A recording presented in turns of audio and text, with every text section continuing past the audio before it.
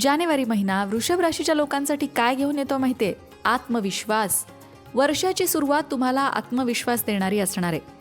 जानेवारी 2026 हा महिना वृषभ राशीच्या लोकांसाठी स्थैर्य, नियोजन आणि हळूहळू प्रगती दाखवणारा असणार आहे. तसं तर वृषभ राशीच्या लोकांचा स्वभाव बघता यांना असं तसं काही चालत नाही. सगळ्या गोष्टी उत्तम क्वालिटीच्या, उत्तम प्रतीच्या लागतात. त्यामुळं काय होतं माहितीये, यांचा खर्च जास्त होतो. कारण दर्जेदार वस्तू वापरायला यांना आवडतं. यांना सगळ्याच बाबतीत प्रचंड नीटनेटकेपणा लागतो. कुठंही कामात चाल ढकल, असं तसं काम अजिबात आवडत नाही. तुम्ही यांच्या घरात जरी गेलात ना, तरी घरसुद्धा अगदी टापटिपीट, पुन्हा सौंदर्यदृष्टीचा विचार करून सजवलेलं. सौंदर्यदृष्टी प्रत्येक गोष्टीत हे बघतात. मग त्यांचा साधा ऑफिसचा टेबल जरी असेल तर तो सुद्धा तुम्हाला नीटनेटका, काम करायला बसलं की प्रसन्न वाटेल असा असतो. कारण यांच्याकडे जगण्याचा जो दृष्टिकोन असतो त्यामध्ये सौंदर्याला फार महत्त्व असतं. अशा वृषभ राशीच्या लोकांसाठी जानेवारी महिना हा दीर्घकालीन योजनांसाठी फायदा देणारा असणार आहे. म्हणजे जर तुम्हाला पैसे गुंतवायचे असतील जमीन, सोनं किंवा दीर्घकालीन योजनेमध्ये, तर तुम्ही जानेवारी महिन्यात ते करू शकता. उत्पन्न स्थिर राहणार आहे, पण खर्चावर नियंत्रण ठेवण्याची गरज मात्र आहे. नोकरीमध्ये तुम्हाला वरिष्ठांचा पाठिंबा मिळेल. नवीन जबाबदारीसुद्धा नव्या वर्षामध्ये तुम्हाला मिळू शकते. त्यामुळे महिन्याच्या सुरुवातीला थोडासा कामाचा ताण जाणवेल. व्यवसाय करणाऱ्यांना जुने संपर्क फायदा देणारे ठरतील.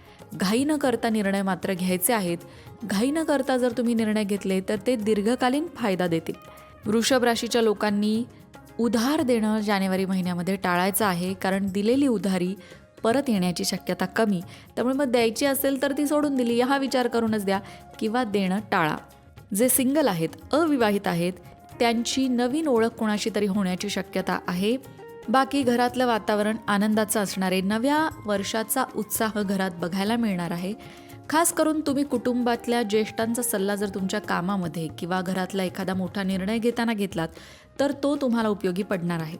घरात एखाद्या धार्मिक किंवा सामाजिक कार्यक्रमात सहभागी होण्यासंबंधी काही चर्चा केली जाईल किंवा सहभाग घेतला जाईल. कुटुंबासाठी वेळ देण्याची गरज आहे.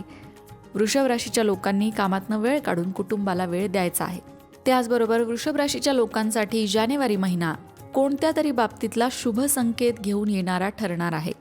तो कुठल्याही बाबतीत असू शकतो. तुमच्या कौटुंबिक बाबतीत असू शकतो, करिअरच्या बाबतीत असू शकतो किंवा तुम्ही विद्यार्थी असाल तर शिक्षणाच्या बाबतीत असू शकतो. असा कुठल्याही बाबतीत एखादा शुभ संकेत, एखादी चांगली घटना तुम्हाला या जानेवारी महिन्यात अनुभवायला मिळेल. जानेवारी महिना वृषभ राशीच्या लोकांसाठी काही नवीन आव्हानंसुद्धा घेऊन येऊ शकतो.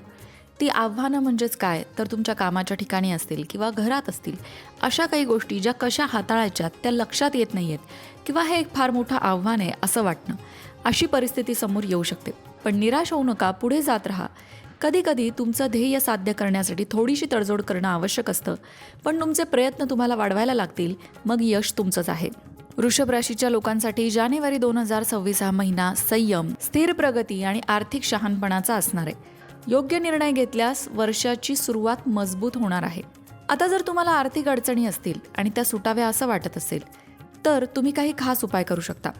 जसं दर शुक्रवारी महालक्ष्मी अष्टकाचा पाठ करणं किंवा माता लक्ष्मीची पूजा दर शुक्रवारी करणं.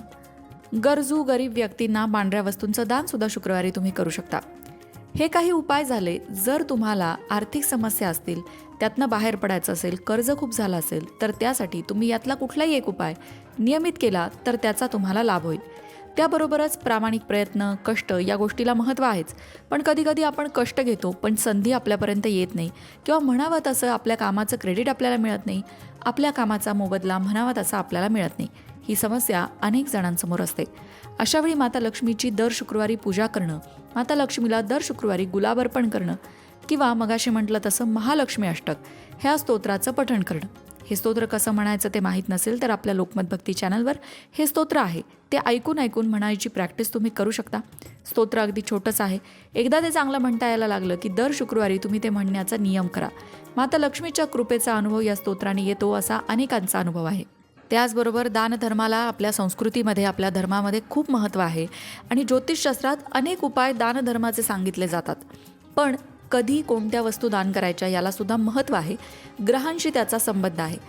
म्हणूनच शुक्रवारी पांढऱ्या वस्तूंचं दान करायला सांगितलेलं आहे. मग ती पांढरं पीठ असेल किंवा पांढरी साखर असेल, अशा कुठल्याही पांढरे वस्त्र असतील, अशा पांढऱ्या वस्तूंचं दान करणं शुक्रवारी शुभ मानलं जातं. या सगळ्यामुळे शुक्र ग्रहाची कृपा आपल्यावर होते, माता लक्ष्मीची कृपा होते. शुक्र हा ग्रह ऐश्वर्य, संपत्तीचा कारक ग्रह आहे. त्यामुळे आपोआपच आपल्या आर्थिक समस्या दूर होतात.